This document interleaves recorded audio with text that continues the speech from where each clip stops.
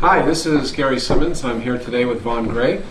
We're discussing a few of the major topics on health issues that seem to be permeating society today. And Vaughn is a good friend of mine. He's been teaching me and helping me to learn about these topics. And Vaughn, why don't you introduce yourself? Sure. Well, yeah, my name is Vaughn Garey. I am a certified holistic counselor with a pretty deep background in fitness and nutrition. I have a master's in human science. I went to med school for a while. I've been working as a holistic counselor for about 10 years. And I really try to explore all of the various facets of what sort of contributes to an optimal life and optimal health in general. So I look at nutrition, I look at supplements, I look at fitness, I look at the mind-body connection, I look at ways of sort of using all of these things together in synergies to help people live the healthiest lives possible. And our real intention with these series of videos that we're going to be bringing to you is to sort of break down the major topics in health and wellness as far as Gary and I see them into digestible chunks and deliver them to you at home. Great. Well, the first topic I wanted to cover is something that a lot of people have questions about, and that's the whole subject of fats in the diet. And for a long time there was this low-fat, no-fat type of diet, which a lot of people understand now that that's just not the right way to do it. Mm-hmm. But there are so many different kinds of fats. There's saturated fats, unsaturated fats, polyunsaturated fats, sure, mono this and mono that. And so can you just chunk it down into something that's easily understandable and then help me to know how to apply it, like in an everyday, like breakfast, lunch, and dinner? How does Absolutely. that work? Yeah. Well, this can get a bit complex, and I've actually done one video just on saturated versus unsaturated fat. But as a general rule, saturated fats are animal fats, not an absolute rule. There are some saturated non-animal fats, but as a general rule, saturated fats are animal fats. Unsaturated fats are vegetable fats. Saturated fats tend to be solid at room temperature.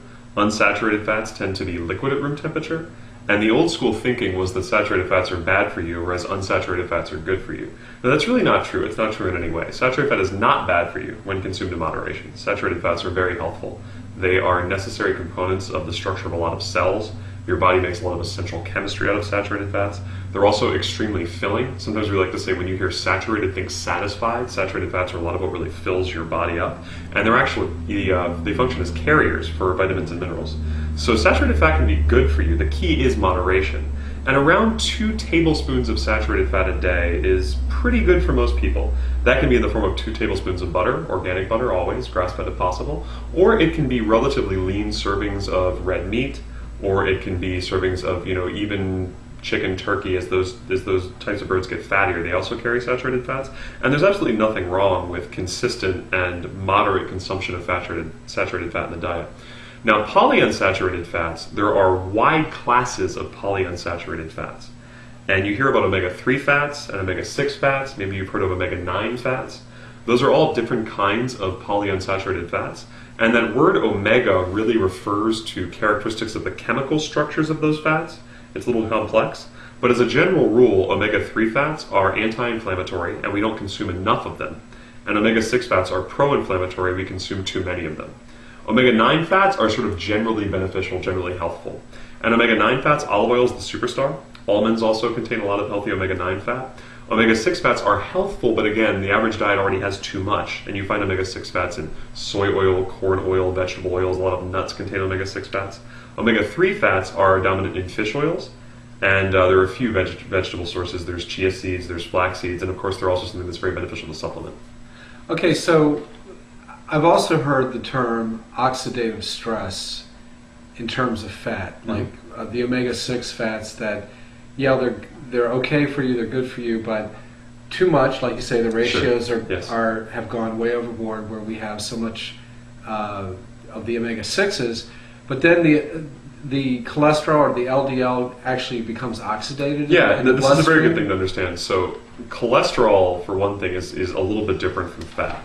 Cholesterol is a very specific molecule, and cholesterol in and of itself doesn't damage the lining of arteries, it doesn't form plaques. When cholesterol becomes oxidized, it tends to congeal together and get bound up with platelets and with other stuff flowing through the circulatory system, and it forms plaques that do line arteries, which can then break off and cause cardiac events, strokes, can hit the lungs and cause emboli in the lungs. And so inflammation is really the demon that turns relatively harmless cholesterol into harmful plaques. Now, omega-6 fats basically create chemicals that drive inflammation. And in and of itself, this is not a problem. Inflammation is not bad for us. Without inflammation, we couldn't live. Inflammation is a critical part of your body's immune system. The problem is when there's too much inflammation and not enough of the chemistry that counters inflammation. So inflammation and anti-inflammation need to exist in a balance. And when you look at the diets of hunter-gatherers, when you look at the diets of the healthiest people on Earth, they consume omega-6 fats, which cause inflammation, in relatively equal ratios to omega-3 fats, which reduce inflammation. The average American, on the flip side, consumes about 20 times as much omega-6 fat as omega-3 fat. So as a result, their whole system is biased in this pro-inflammatory direction, and that makes high cholesterol, or even average cholesterol numbers, it makes it far more likely that that cholesterol, that circulating cholesterol, will form plaques in artery walls that can break off and cause these adverse events. Okay, so what you're saying is we need a balance. Yes. And then how do you do it in modern society? Absolutely. How do you get the balance between the omega-6s and the omega-3s? Sure. Well, one thing is to reduce your unnecessary consumption of omega-6 fats, and one of the fastest ways to do that is to cut out most commercial oils. Commercial salad dressing is a very rich source of omega-6 intake. Soy oils, corn oils, very rich source of omega-6, and that's one of the biggest problems is commercial oil consumption. Processed foods in general are very rich in omega-6s. Of course, on the flip side, you can increase your intake of omega-3s, and eating cold water fish is absolutely great, but really there's a logic for almost everyone to supplementing with omega-3s. I sometimes say there's only maybe 2 or 3 supplements that I recommend to virtually everyone that I work with, and omega-3s are right at the top of the list, because given the constraints in our diet, it is difficult to get adequate consumption. And even if you do consume a lot of healthy meat and fish, the problem is that even the high quality meat and fish in our culture generally is raised on diets that aren't that healthy for the animals. And as a result, the literal tissue of the animals isn't the same as it would be in an ideal state of nature. And so some levels of supplementation make sense. And omega-3s are one of the critical nutrients that we mostly only get from animal consumption. And it's virtually impossible to get an optimum level of omega-3 from the diet. So I think supplementation is great. Reducing commercial oil consumption is great. And eating truly free-range poultry, truly grass-fed red meat, and of course wild-caught fish, especially wild-caught salmon.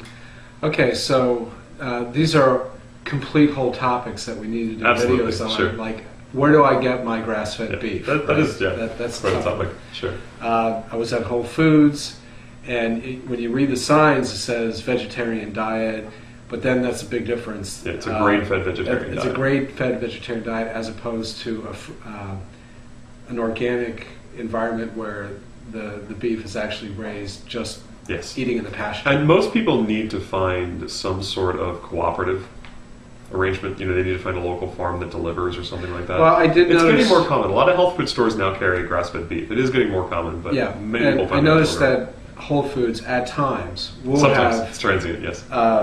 arrangements with local farms in the area where you will get the grass-fed beef. So that's a good thing.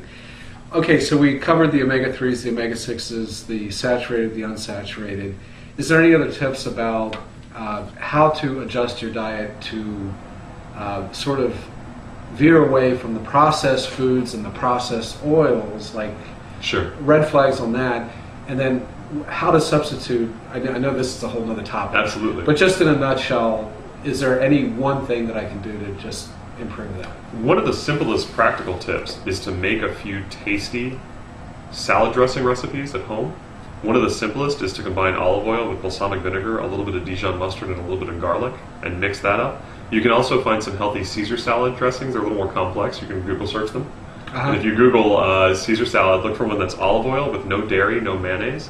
And if you have some healthy salad oils in your fridge, and most people should be eating more salad anyway, it's sort of like a no-brainer. You only need to make these up once a week, and then it becomes much easier to eat healthy salads with healthy fats in them. It's good. Little practical.